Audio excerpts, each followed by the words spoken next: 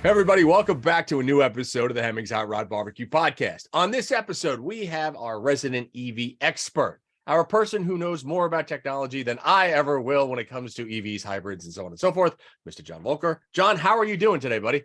I'm good. I'm back on the ground, which is nice after a bunch of traveling, and I made the list of the last 11 EVs I drove, so hit me. Oh my God. Yeah, because haven't you been traveling for like a solid 2 months or something like that? Yeah, you know, it's a hard life. Someone has to do it. And I understand there's not a lot of sympathy for being flown to Milan to drive Porsches and be driven around racetracks by pros in Porsches, and then going to Stockholm to see a new Volvo EV. But then I did go to the northern part of England and deal with greasy, rusty old British cars. So it all evens out. Right. It balanced. It balanced. All right. So let's talk about going to drive an EV Porsche, right? Because didn't you take a look at the new the GT4 Cayman race car? We did actually three things. We got a tech presentation, the first one on the Macan Electric, which is going to be Porsche's first high volume EV, coming in a little bit less than 18 months. We got to drive Porsche Taycans, one of my very favorite EVs ever, through the twisty, windy roads of Italy, which turned out to be a really good test of how well you understood the width of your car. Oh, yeah. When you have a local garbage collector on a road that's a lane and a half wide, and you're in a wide Taycan, and he's gunning it just as fast as he can to not let you pass, you have to really ignore those beepers that are saying there's a stone wall 6 inches to your right. Anyway, so we got to do that, which was fabulous. And then I got what the Germans call a taxi ride, which is basically being strapped into an EV or strapped into any car and taken around a racetrack at very high rates of speed by a pro who knows the track, knows the car, knows what they're doing. And in this case, it was the Porsche GT4 E-performance, which is essentially an EV built to Cayman Club Sport spec. Something like 6 inches wider because of the tires. It's considerably more powerful. I think it's something like 1,070 horsepower. I'd have to go back to the article. It's a lot. And I was driven by Simona Di Silvestro from IndyCar, from Australian GT racing, and now I believe she is Porsche's first female works driver. Oh, wow. So that must have been one hell of, I mean, that experience must have been pretty was it so different going track speeds in an EV? Was this your first time going track speeds in an EV? Yes, especially an EV built to be a race car as opposed to a production car. A couple of things that stood out. Number one, let's just get rid of this EVs are silent thing, because this was a really noisy race car. Different kind of noise. But I don't know. Imagine a CGI, spaceship on warp speed turned up to about 111 in the IMAX. Wow. It was, the whine just kept going and kept getting louder. When they first built it, they didn't have any sound insulation. It's got straight cut gears in the differential, and they were close to 120 decibels inside the cabin. Oh my God. Yeah. So they had to put some sound insulation around. So now it's tolerable, but did the gear whine take the place of the mechanical engine noise? I'm not sure I can substitute one for the other. I mean, all EVs have some whine from the inverters and or the motors. And take out the pet alert thing on production cars below 20 or 24 miles an hour. There's some noise in all of them. The expensive ones camouflage it pretty well. Then in the Taycan, Porsche lets you amp up the fake sounds. This was what an EV really sounds like, with no consideration to NVH whatsoever, and an EV race car at that. The fun thing was, I talked to Ms. Di Silvestro a little bit. she said that driving an EV race car is different. You brake earlier, but you accelerate out of the curves earlier. Okay. So on Porsches, there is no regen braking. It's all the regen comes through the brake pedal. Okay. Oh, interesting. Okay. Yeah, it's one of my few beefs with the Taycan. Not that I would not drive one if someone gave one to me, but I'm used to one pedal driving in pretty much everything. Like a lot of people who've driven a lot of EVs, I prefer it. But on the Taycan, if you want to slow down and not just glide, you got to hit the brake pedal. Most of the braking on a Taycan is regen. They can regen up to a prodigious amount of kilowatts. Okay. But she was doing the same thing. In order to get the brake feel of a race car, they ended up blending it. So let me get this right now. I think the fronts were 60% regen and 40% friction brakes, and the rear was entirely regen in order to make the brakes feel like what she would want them to feel like to race. Gotcha. Okay. So what was it like as a passenger? Because so much of racing or going in any performance car, especially on track, is auditory. Did you miss that mechanical sound, or did it throw you off not having that mechanical sound, or was the transmission and the electric motors, was the whine, did that substitute for it, and did they give you the same type of feel, if that makes sense? I've never been one of those people who breathes deeper when I hear race car engines. There are listservs for those people, I understand. But I think it would have been weird if it were completely silent, frankly, because you're being slung around at high G rates. So the fact that it was noisy, I could hear that there was machinery working very hard to do this performance. So I don't think it bothered me personally. That said, I haven't spent a ton of time in race cars. I'm not a racer.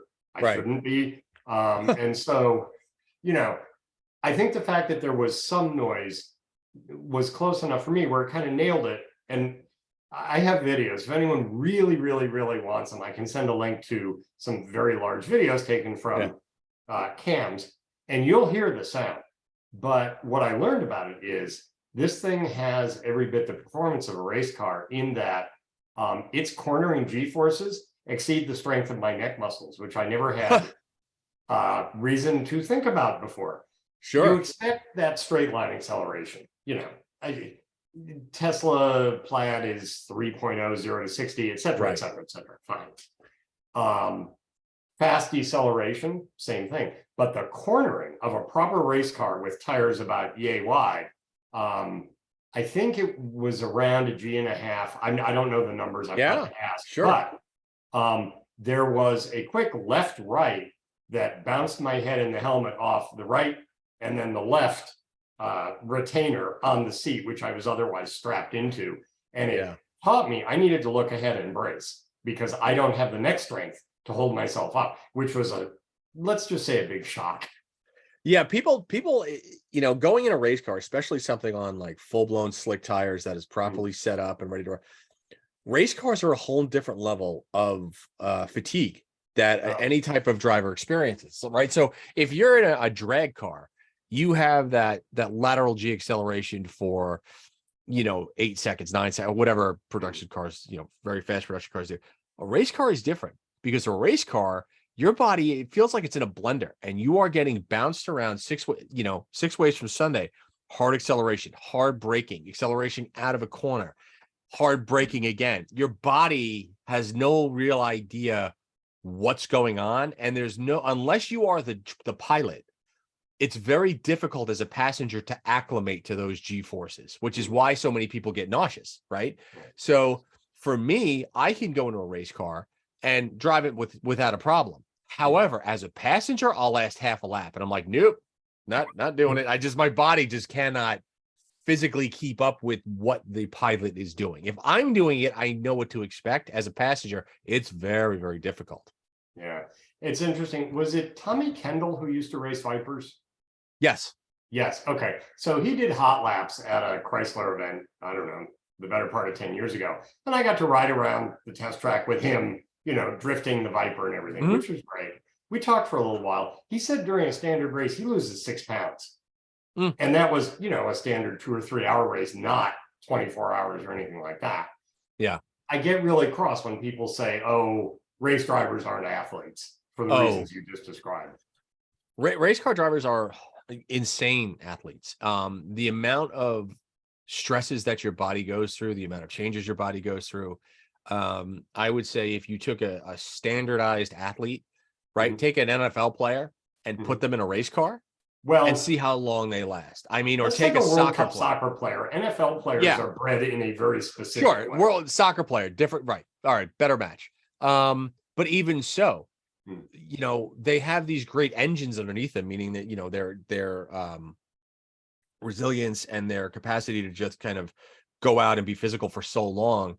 And race car drivers are very much the same way. That's why their stamina is so good, right? If you go out and you do a 20-minute track day session, you come in, you're like, all right, I'm pretty tired.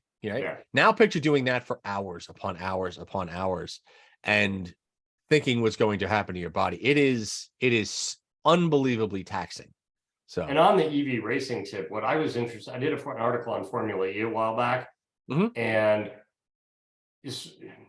there were a lot of people a couple of years ago who sort of caught on, oh, it really is real racing. It's not electric lawnmowers. The steering wheel on a Formula E is absolutely mind-boggling or horrifying, depending on whether you're a gamer or not. I'm not. And I talked to the head of the Jaguar team a while back. He was saying they test a whole bunch of drivers, including some from Formula One, some from other Formula classes. Less than half can make the transition because it's such a different kind of driving, and you're having to keep different stuff in mind. Regen, energy conservation, et cetera, et cetera. Yeah, I would bet that's 100% accurate. I mean, if you take, I think anybody who's just in tune with driving and racing in ICE engines, and then you put them in an EV. I mean, I know when I first started driving EVs, I had to relearn everything I knew about driving, because it was a completely different experience. I mean, when you talk now about, like you mentioned, one pedal braking, right? 90% of the people, anyone who's never driven an EV is like, what are you talking about? One pedal driving. And it's like, one pedal driving, that's a thing, right? And the first time you do it, nothing feels natural about it, right? And then you start to do it, and then you're like, oh wait, this is kind of normal. In fact, this is the way it kind of should be, in a sense. I always describe it as calmer. I've never seen any data on road rage, but at the BMW i3 launch, I was with another journalist. They did it in Amsterdam, which turns out to have some of the worst and most gnarly rush hour traffic of any city I've ever driven in, including New York, Boston, LA, and San Francisco. Right.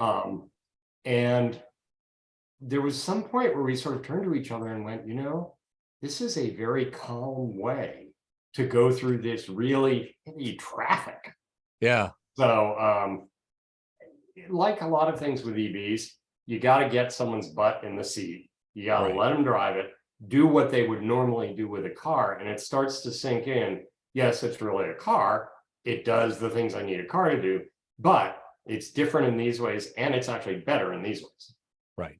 So, John, you had mentioned the Macan, the EV Macan that's coming out. Yep. So is the Macan going to go all electric, or will they also have ICE versions of the Macan as well? They are going to continue selling the combustion engine version of the Macan, the current Macan, alongside the new electric one. And it'll go market by market. There are some markets that have zero public infrastructure, and people buy Macans in what I think we call less developed countries, especially if they have lots and lots of money of uncertain sources. And they may or may not have home generators to keep their home running when the power grid goes out. But there's not what you would call necessarily reliable infrastructure for charging EVs, even necessarily at home, let alone in public. that's a place where the gasoline version sticks around for longer. At some point, I expect in Europe, the gasoline version and the diesel, well, they don't probably do a diesel version anymore, goes away relatively quickly. But they'll run them side by side, the old one and the new one. Okay. You had mentioned you also drove the EX90, right? The new Volvo? Yeah. I didn't drive it, just was there at the big reveal, talked to the technologists, talked to a lot of the executives. So what'd you think? It's incredibly Volvo looking. They had done a concept that was really, really sort of out there. This very, not wedgie shape, but this very flat roof, low wag. Yeah. Imagine if Volvo did a Magnum, right? Right, sure. Sort of like that, long and lower. And this was not that. This could easily have been the next XC90, or in fact, a minor tweak on the current XC90 if it didn't have a big blanking plate in the front. So everybody will know it's a Volvo. A lot of people will never catch on outside that it doesn't have an engine, that it's all electric. I think they'll do fine. I worry a little bit about the number of buttons, switches, and dials and sliders they have removed from the inside. You know, I'm one of those people who thinks it's really a good idea to have a couple knobs for ventilation, a couple knobs for audio. Is everything a screen? Is it all screen? It is largely screen based. There are controls on the wheels. Yeah. On the other hand, I stuck my head in, but I didn't actually sort of get to crawl inside and all over it. So I'm going to wait and see. But it's good looking as the current XC90 is. I think it will do fine.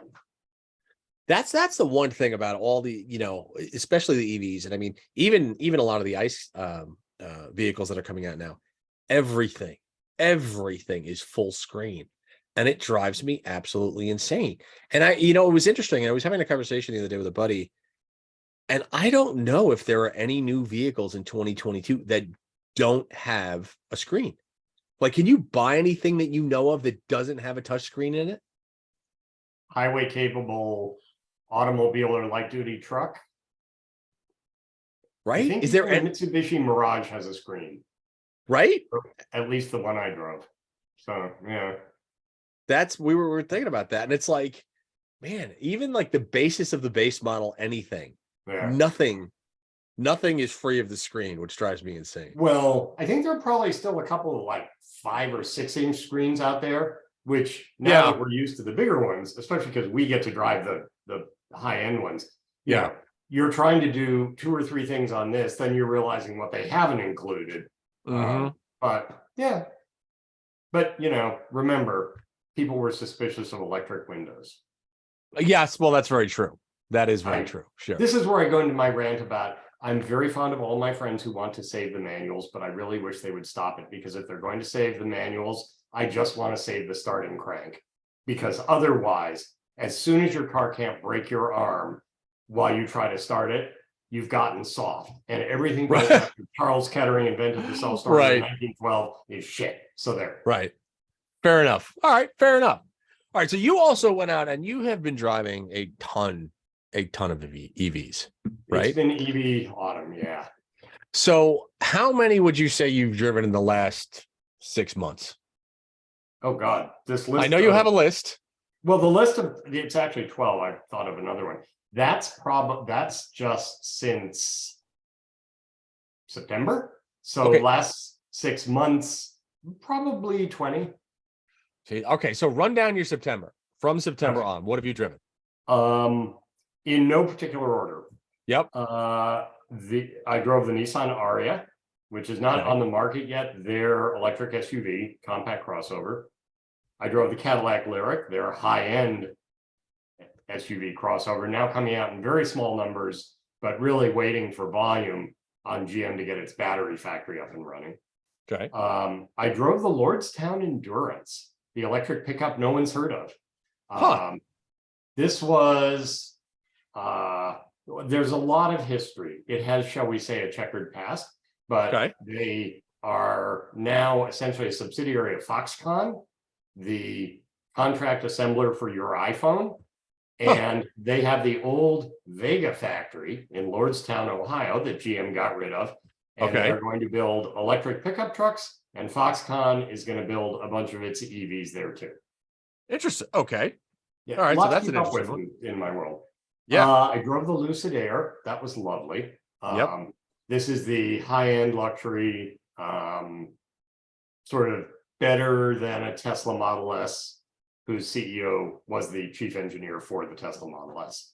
So that was really lovely. I did not get the range that it is rated at, which was my one big disappointment. But I love driving it. I got amazing photos in the color. We had a really spectacular fall here, and the photos were amazing.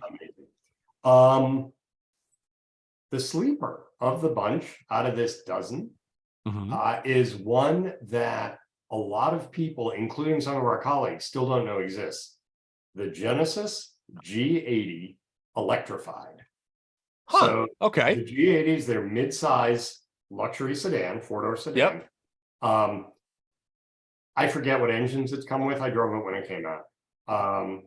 They very quietly snuck a battery electric version onto the market with a peculiar name, because electrified is usually the way car makers say, oh, it's electric, kind of.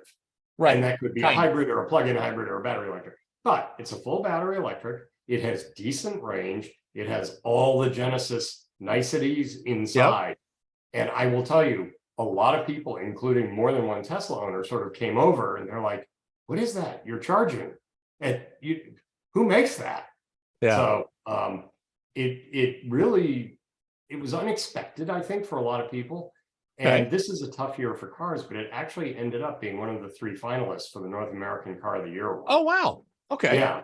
There weren't a ton of cars that came out this year, but still, that was a little unexpected. Full disclosure, I'm one of 50 jurors on that jury, but only one of 50. So that was interesting. I would encourage anyone who's interested in electric luxury sedans at least to know that that exists. Okay. What else? I have an EQS AMG, the big Mercedes outside. The lozenge-shaped one, as a friend of mine said, which is essentially the standard EQS unless you go into the main performance mode. And then it has pretty good pickup for a 3-ton electric vehicle. The Taycans, of course, we talked about driving through Italy, but amazing. Mini Cooper SE, which is what it is. It's fun. It has a range of 100 and X miles, X being some number between 0 and 10. And it's good for what it is. I'm not sure how much market there is these days for low range EVs. That's the Fiat 500e is coming to the US with a bigger battery. Well, I have a feeling that one's going to come in somewhere 140, 150. We'll see if that's a niche because that's an empty niche right now. We'll see if that maybe is. Do you think do you think Americans at this point want anything with under a 200-mile range or 250-mile range? Because these things are still not cheap. They're not super cheap. So do you think it warrants it? Well, that depends how many they want to sell, doesn't it? I can make the argument that, like the last Fiat 500e, the upcoming Fiat 500e is a compliance car, because Stellantis, which is a truck company that is just winding out its last passenger cars, the Charger, etc., has a real cafe problem. Gas mileage requirements, emissions requirements. They got to sell some zero emission vehicles. They're starting to sell plug-in hybrids, great, but they have to sell some totally zero emission vehicles too. So I could make the case, we will see, history will tell, that they're going to sell exactly as many 500Es as they need to meet the numbers. Fair enough. Ask me in 2 years. Okay. Fair enough. What else? The Bolt EUV. Oh, sure. Yeah. I saw one of those on the road the other day. And it looks like a Bolt, but you're like, but it's kind of different. Yeah, right? Exactly. That's exactly correct. Yeah. Yeah. So what were your thoughts on that? We might have had one in our driveway if Chevrolet had fitted the all-wheel drive it was clearly designed to have. The rear, there's a big sort of space between the rear wheels that would be just right for a motor. Okay. But when GM decided to go to the Ultium platform with all the cars that are just, you know, the Hummer, the Lyriq, and about 6 others that are coming, the Bolt was repositioned. It is now their entry-level, value-priced EV. The regular Bolt EV starts well below $30,000. So that's a reasonable price. EUVs, bigger, more rear legroom, a little bit, but they're still not offering all-wheel drive. And I guess I understand why. You know, it's their equivalent of the old Geo Metro. Sure. Okay. You know, small car, hatchback, grocery getter, third car for the household, whatever. Right. It's very good in that role. But so I liked it. I liked the form factor. Drives fine. Chevy understands regenerative braking. No real problems with it, except its market is limited. I suspect because they want to push people who need all-wheel drive up into an Equinox, you know, a Trailblazer, whatever. So, right. Blazer. What is the range on that by chance? Do you know? It's somewhere in the 230s to 250s. Oh, so that's not bad. That's not bad at all. No, Chevy, I don't think is going to sell anything that has a range much below 240 miles. And those are the entry-level vehicles. GM has said a lot of times they think 300 miles is the point at which people stop worrying about range. Well, I know for me, that is my point. Like, I won't look at a vehicle unless I know it has an honest 300-mile range. Well, does that mean an EPA 300 or an EPA 400? And really kind of an EPA of 400. And the reason for that is I want an honest 300-mile range. And it's very, very difficult. And I understand that I am not the average driver. For me, when I do road trips and stuff like that, and I've said this before, and I really people get mad at me. I don't care. I'm a 90 to 100 mile an hour guy. I just am. If I'm in the middle of the desert and I'm trucking, I'm moving, right? And if there's no one around, these debates will go on forever. Like, you can easily do 100 miles an hour safely on American roads without any problem, as long as you're not an idiot. You're cognizant of what's going on around you. But for argument's sake, let's say 85 miles an hour, AC on, 300 miles. That's what I need, right? Yeah. You are something of an edge case in that, but although not as much as my urban planner friends and the people who look at usage data would like to believe. But you may be waiting a little while. The Lucid, I had hoped that the Lucid was going to be one of those, but I just didn't get close to it. And I was not driving any differently than I drive any other EV. So were you in, because the range on that is 400 plus miles, isn't it? Or advertised? Yeah, the one I was driving had the bigger wheels, so I think it was 480 plus or minus. And I got about 370. And that's, New York State's interstates have a 65-mile-an-hour speed limit. You can do the math about how fast people actually travel, and then add 25 for people from Jersey. I have to. You got to throw that in. I get it. Yeah. But otherwise, there was a lot of mountain roads and sort of 50 to 60 mile an hour rural roads. It wasn't hammering on the interstate, and it wasn't that cold. It was 40 something. So that's not bad. No. So that said, again, remember, the households that can afford to buy a new car, which is a smaller and smaller proportion of America with an average transaction price of 48 grand. That's insane. Yeah. Those households, 4 out of 5 of them have off-street parking. So they can, in fact, charge. Yeah. Yeah. And the average American household has 2.4 vehicles anyway. Right. Yeah. So, makes sense. Sure. We're not saying everybody should have an EV and in every segment tomorrow. It's going to be a while before you get a 400-mile EV Suburban that will tow whatever a Suburban tows. Don't hold your breath. But there's a lot of low-hanging fruit within there. Yeah. John, what do you feel the average differentiation between the EPA estimate and the actual range of a vehicle is? It depends a lot on the maker, to be honest. You don't have any exhaust to capture in a giant plastic bag where you can measure the carbon. when you're testing a battery electric vehicle. So Right. the makers, like gasoline cars, submit to the EPA, here's our range estimates. The EPA says it monitors 10 or 12% of the new models each year. Don't know how they do EVs, but Tesla has always been known to push its range estimates. If I drive a Tesla, I'm not going to get EPA rating. Many people have said that the Germans underrate. And again, a lot of it depends on this mix of highway versus city.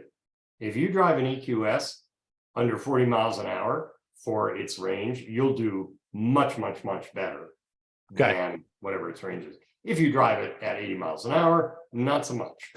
Right. I got you. Okay. But broadly speaking, the Germans seem to be conservative, under promise and over deliver. Tesla seems to be aggressive with its estimates, and I am wondering if Lucid is that as well. Do you find Ford to be the same way with things like the Lightning or the Mustang, the Mach-E? The Lightning's a tough case because there are so many different uses for it, more than many of the passenger cars or light duty SUVs we're talking about. You know, if you tow with an F-150 Lightning, you'll get 1.1, 1.2 miles per kilowatt hour. So you're going to be charging a lot. The Mach-E is, and it's been, to be honest, it's been a couple of years, but my memory of the Mach-E and sort of the general chatter I've seen, which I spend too much time looking at, is that it's pretty much on target. Okay. Yeah, all right. Plus or minus. There's more variation than there is EPA ratings for gas mileage. You know, if a Prius is rated at 50 miles a gallon by the EPA, you have to be Dale Earnhardt in order to get much below 40. You know, you really, really, really have to work at it. Whereas if you're an absolute animal on an EV, you can probably cut the range in half. Gotcha. Okay. So you just mentioned the Prius. Obviously, I find it hilarious. The new Prius just came out and the internet was like, it's amazing. It's the greatest thing I've ever seen. You would have thought that it was the next Ferrari. I'm like, relax. I'm like, general public, just relax. It's a Prius. It's nice. It's not outstanding. But we still have to hate it. I mean, I don't hate it. I think it's a good looking car, but it's just the amount of fanfare this thing. I was like, oh my God. And I'm wondering if that's because, like, is it so hated that now that Toyota came out and made this one that's like, well, this is a good looking car. Is that the reason that people went bananas over it? Because they actually made something that more people would actually not, that they'd want to drive, you think? Let me ask you, would the reaction have been disproportionate if the word Prius were not associated with that vehicle that rolled out? Oh, sure. I think the name Prius just evokes hate in everybody. Oh, no. But suppose it wasn't a Prius. Suppose it was the next Corolla. I think people would have just been, I think people would people have still said, oh my God, it's amazing. Oh, no. I think they would have been like, no, it's a nice car. Really? Because I have not seen it in person, but the photos I've seen, and I spent a fair amount of time looking at it because I was so startled when they first landed. I think they have done something that's very hard, which is to make a good looking car that is essentially almost a single arc, which is aerodynamically very good. And a lot of much more expensive cars couldn't do that. I hate to pick on the EQS, but the whole EQ series of sedans have this sort of weird, undefined, unresolved, rounded trunk thing. It gets worse as they get small. The EQE to me is even less harmonious visually. You know, it suddenly struck me. I looked at the Prius, I'm like, my God, did they do the right job on what Mercedes was trying to do? Which would be a particularly perverse thing in our world, right? Well, yeah, but I mean, the thing about Toyota is Toyota's Toyota. Toyota. But Toyota also has this weird styling language that they started in 2016 with the Mirai. I mean, that's true. Yes. But when Akio Toyota came in, I mean, the man's name is on the building. He wanted more passion in Toyotas. They handle better now. You can decide what the scale is, but they definitely handle better than they used to. Sure. Some of them are fun to drive.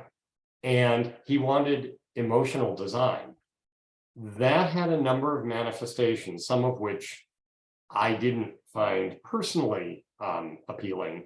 And because the Prius is such a signature for that company, quite frankly, I think the last Prius was hideous. Just horrible. Yeah. The Prius Prime was a little bit less bad, but it was still bizarre. So the fact that they've gone from, a series of sort of rounded hatchbacks to this really bizarre thing to an elegant shape. It's an overcorrection. Sure. Okay. I'll drive it in 2 weeks. We can decide if it's actually still a good Prius or not. Right. The problem with the Prius, and Prius sales have totally tanked in the US. Yeah. In 2012, they sold 240,000. Last year, they sold not quite 60.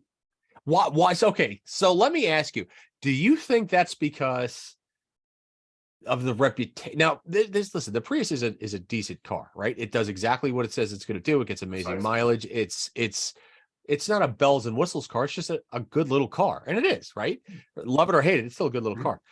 Do you think it is they sold so in such small numbers because of the way that people view them?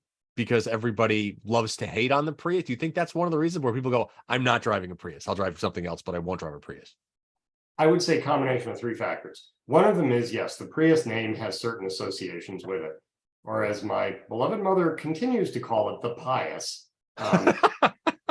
Thank you, South Park, from 12 years ago or something, right? So I think, yes, driving a Prius has connotations that driving a Corolla does not. Right. Number two, the last generation was really hideous. Yeah. Number three, gas prices were, until the last 18 months, relatively low. So gas mileage just wasn't that important anymore. Right. And number four of three is that you can now buy a Toyota Corolla hybrid that gets within that much of the Prius's fuel economy, and no one knows. That's right. So I think all those things added together, I'm wondering if the Prius now is going to be recast as a style leader and to some degree a performance leader, because they now have this sort of new cast on hybrids where they have the turbo engine. And, and it's sort of, oh, look, hybrids are really punchy. We'll see. The one I drove in the Crown didn't get very good gas mileage, but that was not a representative test. We'll see. But, I just, as a shape, I liked it. And it seems like most of our colleagues did. Yeah, no, I mean, like I said, my biggest thing was, and I thought it was funny that there was so much publicity around it. And I was just like, okay, guys, just pull the reins back a little bit. I think you might be getting a little crazy here. So Mike, spend less time on Twitter. We're all being advised to pull back from Twitter. Oh, I do. It's just like the first couple of days, I was like, oh, people give me a headache. It's got to get off entirely. I still haven't gotten an answer. They also did an unusual thing for any car maker. Their two show cars in Tokyo were mid blue and bright yellow. When's the last time that any mass market car, and it took someone to point it out to me, those are the colors of the Ukraine flag. And no one at Toyota has responded to any of my queries, but I did kind of like that. It also made them stand out because they're not maroon and they're not silver. Right. Well, that's true. That's very true. All right. So now I want to throw a question at you. Okay. What do you think of the new Charger EV?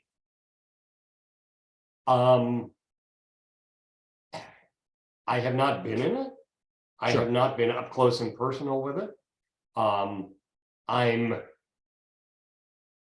going to turn into a grumpy old man and say, fake engine noises? Are you freaking kidding me? Really? Is your ego that insecure? But what about Porsche and Audi and BMW and everybody who pumps noise into the cabin through the speakers? Those are not engine noises. Some of them are custom created by sound engineers. Right. So it's interesting. On the Taycan launch drive a couple years ago, the auto journalists broke into two clearly defined groups. Yeah. More traditional journalists, I think it would be fair to couch them as perhaps somewhat older and somewhat more male, felt the sounds were necessary to be a Porsche. The other group, often younger, more diverse, more accustomed to video games and all the rest, either sort of thought they were irrelevant or turned them immediately off. I was in that latter camp. And in fact, I have a routine for any BMW that I get. It's sort of sport mode, heavy regen, fake noises off. Gotcha. And then okay. I go out and drive a nice performance EV. But so that was sort of the first thing that struck me about that. If they can pull it off, more power to them. If they can bring that audience along, I imagine a whole lot of electric chargers at drag strips, at drift competitions, at, you know, whatever the high performance, highly noisy, tire burning local event is. Oh, of course. And I think over time, the message will come in. A, it doesn't cost me as much in gas, but B, even more important, it's faster than that one. Right. I mean, how many videos did you see of Model S performances dusting Hellcats at the drag strip? Absolutely. No question about it. Yeah.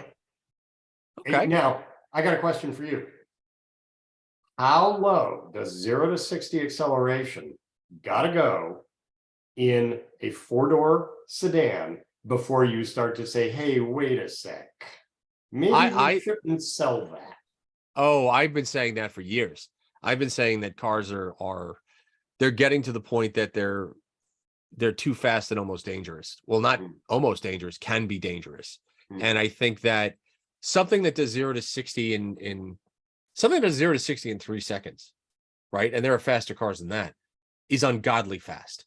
Oh, and the Lucid Sapphire is the Lucid 1.9 seconds.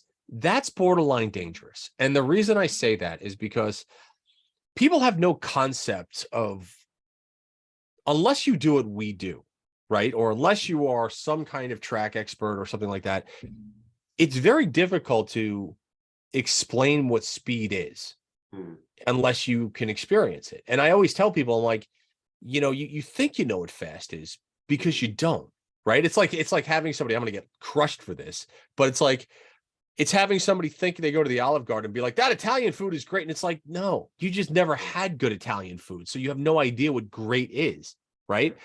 And speed is the same way. Somebody who thinks that 0 to 60 in 6 seconds is fast can't even fathom what 0 to 60 in 2 seconds is like. So that is a stat I could care less about. I don't care how fast your car goes 0 to 60. My whole thing is, what is the engagement like, right? I think acceleration like that is a party trick at this point. I think, right? It's just, oh, my car, who cares? You're going to do it twice. You're going to make yourself nauseous and throw up all over your passenger. Like, you're going to turn the camera around. You're going to scare Granny, and that's you're going to drive the car. Right. And the other part is, I think manufacturers need to start talking about safety things like rate of closure, right? And braking distances when it comes to vehicles like that. Because if I can accelerate from 0 to 60 in 2 seconds, that your rate of closure on the object in front of you is so fast that most people can't comprehend that, because they just can't get over how quick that is. 60 miles an hour. Right. Well, doesn't that mean that we have to build in a whole bunch more electronic systems to prevent bad things happening? And that's the biggest issue, right? Is that you're creating new problems that you have to solve. And what we see in the EV world, particularly, because the first generation of EV buyers had a lot of eco-aware people, people who thought about energy issues and the rest. Now that the American makers are all bringing out these big trucks that are electric, there is a prodigious amount of discussion among a new group of people about the fact that trucks are now so high and they have such high noses in particular. Ridiculous. Yeah. And all the contractors I talk to hate the new trucks because they're too tall, can't reach over the side of the bed to get a tool. Right. that's a whole separate show. But it's it will. I've tried to make the case. Look, EVs are only going to succeed if they're the kinds of vehicles that Americans actually buy. Americans do not buy Volkswagen Polo equivalent EV hatchbacks. They just don't. Right. So that's going to be part of it. It's no worse than what's out there, and it has less carbon footprint, except it weighs about a ton more. It does. But to your point, the front ends on these vehicles are so massive, right? They're so high off the ground. You can't see. And I don't know if it was on Sunday morning or one of the news shows, but they had this really interesting experiment they did with the new trucks. And we're getting off into the tangent here, but we'll do it for a second, where they had children lined up sitting down in front of the vehicle. Did you see that? I saw stills from yes. Yeah. And they said that the driver couldn't see the first it took 9 children in front of the vehicle before the driver actually saw them. Right? So 9 children. Put a camera on the front of every vehicle. But that's just the whole thing. And you go, guys, you got to take a step back, like reevaluate what you're doing with these vehicles, reevaluate who you're making them for, what their tasks are that you want them to do. And I think now so much of this stuff is just party trick after party trick after party trick, and they're taking away from what the vehicle's core purpose is. And in that, they're just inundating us with this useless technology that they have to find ways to solve for it because it creates a potential hazard. I would disagree with useless. The data are pretty clear that most active driver assistance systems actually do reduce crashes, injuries, and deaths. Okay, so I will remove that statement. I will say size and some of the stuff. We'll go with that. That it's just, I feel like we're getting everything bracket crept, and it's because of safety. If I now get into a compact crossover, I have a 22-year-old Outback outside, so sure. My shoulder is about an inch or an inch and a half from the pillar between the two doors, the B pillar. Sure. Any new compact crossover, there is 4 to 7 inches of air, and that's because of side crush, IIHS, which clearly has made cars safer, albeit more expensive. Roof crush, similarly. I work with a guy who's 6'6". Yeah. He does nothing but howl and moan and piss about how you cannot see out of any new vehicle to the rear. Some of them are okay to the front, and it's true. And I keep saying roof crush, because there was a huge set of media in the late 2000s about how the roof crush standards hadn't been changed and vehicles were heavier and people were getting killed, yada, yada. So unintended consequences, but everything got bigger. Yeah, that's very true. Well, let me ask you this, because we're coming up on a very fast hour. So out of everything that you've driven since September, right? You've got your list of 12 cars or 4, whatever. Give me your favorite. Yeah. I want your favorite, and I want your least favorite. And I want the whys. Okay. The favorite has to be the Porsche Taycan, and I've been pretty consistent about this. Yep. It drives beautifully. It drives smaller than it is, which is why I kept saying, oh my God, this is really wide, because that's a stone wall. It drives smaller. It's beautifully responsive. It has lovely acceleration in pretty much any of its versions. Right. I established that the Taycan Turbo S has more road holding and more acceleration than I have masculinity in about 90 seconds, and I'm good with it. But and it would be a Taycan Cross Turismo, which is the little wagon thing. Sure. The Cross, because it has a little bit more ground clearance. Okay. Doesn't have to be a Turbo S, but it should be higher up. Okay. And I had one briefly as a test vehicle, and it was stickered at 218,000. Oh my God. So the Subaru is staying where it is for a while. Okay. But yeah, at this moment, of all these cars that I drove, that was it. Can I do 2 runners up quickly? Yes, sure. All right. The BMW i7 was remarkably impressive. Sometimes when you're on a drive, you get buzz and people are sort of like, wow, did you drive that? And it's not, did you drive that and was it as mediocre as you thought? It was like, did you drive that? It's really good. Yeah. And I was very skeptical about BMW's shared platform strategy. It's the same from the firewall forward. It's exactly the same sheet metal, just big battery underneath. The i4, I'm sort of hot and cold on. The i7 absolutely nailed it. It is a big electric luxury sedan, very much a BMW, really well thought through. And I didn't necessarily expect that. So that was it. And then we talked about the Genesis G90, and that's kind of my runner-up. They're both passenger cars. In fact, all three are passenger cars, but I haven't yet driven the truly amazing electric SUV. Okay. So the least favorite? Least favorite. Yeah. I only drove it for about an hour, but I was underwhelmed by the Nissan Ariya. And you got to remember, Nissan invented mass market battery electric cars in America. Tesla invented premium mass market electric cars, but Nissan had the Leaf. They sold 300,000 of them globally. Yeah. They let it languish on the vine.